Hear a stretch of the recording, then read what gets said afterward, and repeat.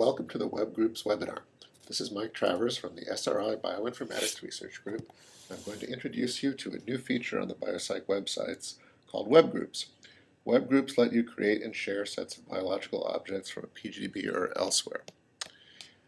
First, let's go look at the groups directory, which is accessible through that menu item. So here you see groups that I've created. These are my groups, or groups that other people have shared, or groups that the system computes for you on the fly based on the current organism. So let's go look at one of those. Here's all compounds of E. coli. And so this is a group. So this group consists of about 2,100 rows and 2 columns. The first column is a molecule object, and here we've also exposed the structure. So a group is basically structured like a table or a spreadsheet in rows and columns. So let's go look at another group. We'll go back to the group directory. Here's another group that I've created. This is a set of pathways. And now this is a group. Since this is a group I own, I can add things to it. For instance, I could use this transformation to also show the genes in the pathway in another column. So far we've mostly just looked at pre-existing groups, but how do you get a group in the first place? There's a number of different ways.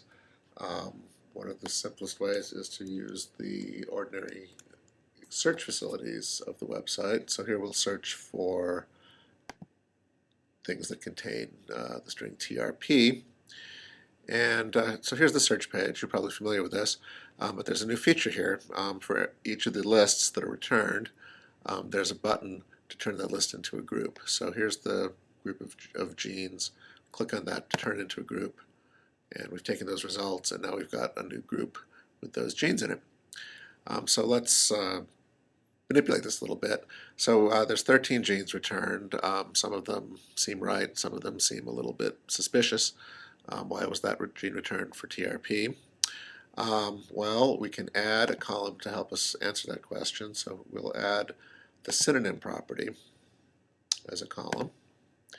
And now it's showing us all the names for those genes. So if we look at this one, okay, MIAA is also called TRPX. That looks like it belongs in our set. This one came back because it matched a gene, HTRP, so that looks like it probably doesn't actually belong in the set we're interested in. So we'll check that. Then we can go up to the Groups menu, which lets you do a variety of operations on groups, and we'll select the Delete Checked Rows, which will delete that one row. Watch the row count. There, now we've only got 12 rows. Okay, now that we've got our group, let's see what we can do with it. Well, first we'll get rid of the synonym column. We don't need that anymore. And now let's look at the products of that gene. So there's a transform for that. Products of gene. Now one thing to notice is that this list of transforms is dependent upon the type of objects we've got here. We've got genes, so these are transforms of genes. If we select this, that changes, and now we can operate on that column, which is the products of genes. So these are operations that apply to proteins. So let's look at the reactions that are catalyzed by those enzymes. Add that. Okay, that took a while. And now we have a set of reactions, and we can select those, and let's look at the substrates of those reactions. So now we've traversed some of the relationships in the database to get a list of the metabolic compounds that are closely related to these TRP genes. And once we've done that, so now this group works somewhat like a spreadsheet, and we'll see if we can add a new row. There's another way to modify a group. So we'll add another gene to this.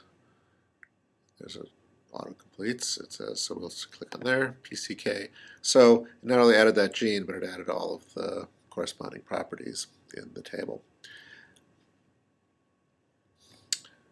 So once you have these, you can do various things with them. You could export them to a file. there. You can also export them to the cellular overview.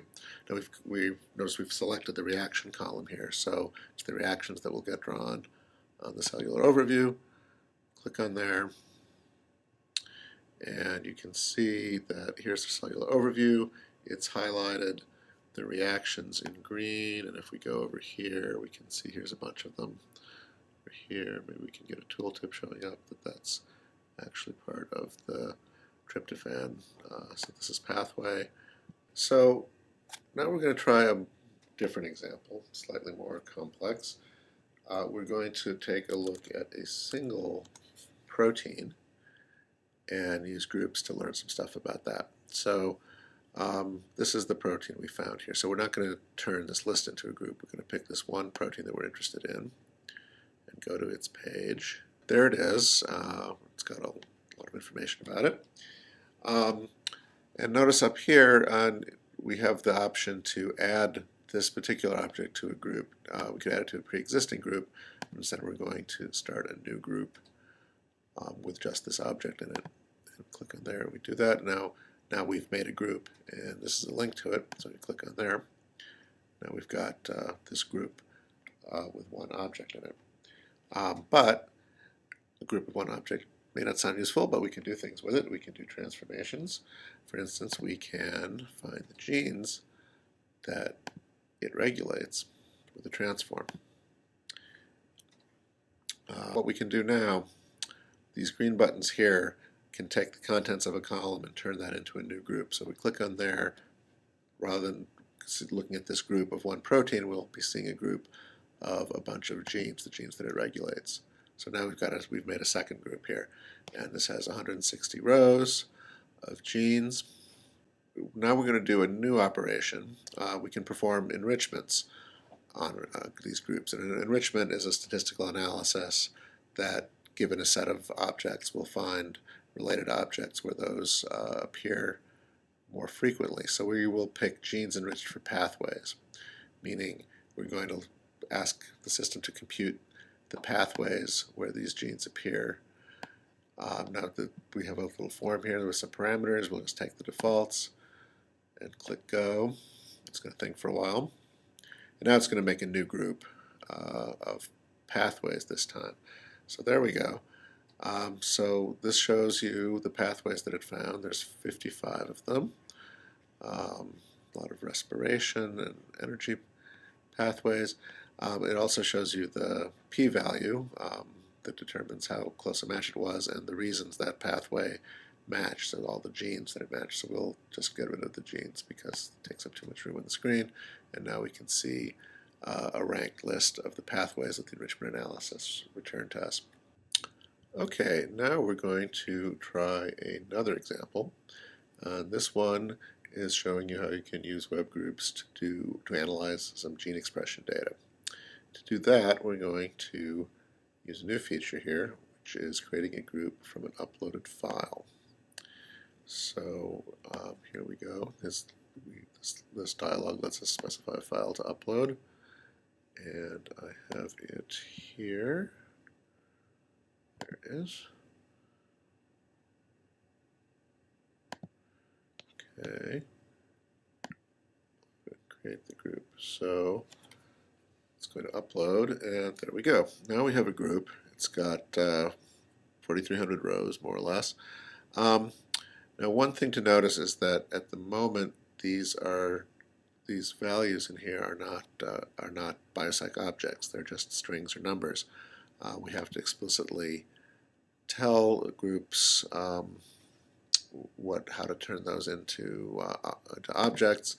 So we'll do that. So we can do that with this classify selector here. So we will say these are gene names. So we're going to turn those into genes. And it's going to think for a while. And there we go. And now those identifiers have been turned into the proper gene objects. So that's great. So what we're going to do now is filter this data. We'll look at the 15-minute ratio here. And we're going to pick another option from the menu here. So this lets you filter the group based on a value in a column. So it's going to filter. We're going to select rows whose column value, actually we're going to say whose column absolute value is greater than, let's say, 1.2. So this is going to find genes that are either highly upregulated or highly downregulated. And let's say we'll make a new group out of that. So we'll keep the original data set, and the new group and the filter data will form a new group. So let's do that. And there we go. Now we've got a group with 568 rows. And the original one is still there. So now that we've picked the interesting genes, now we can do an enrichment analysis. Well, let's find the enriched pathways here. And this may take a while, because it's a big set.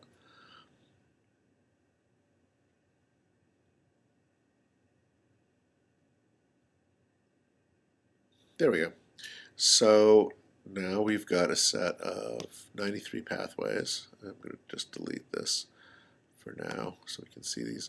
So, and these are the pathways that seem to be highly up or down regulated based on that gene expression data. And now once we have this, you can also export your results to a file. So we'll do that. And sure I have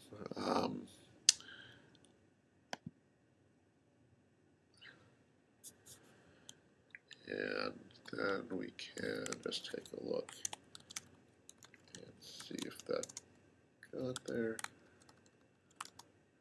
So now this is a tab file with that data in there that you can pull into Excel or any other analysis program. So in summary, web groups is a very general facility for manipulating sets of data within the context of biopsych and pathway tools. And we hope you will find it useful, and if you have any suggestions for how it can be extended, please let us know. Thanks. Bye.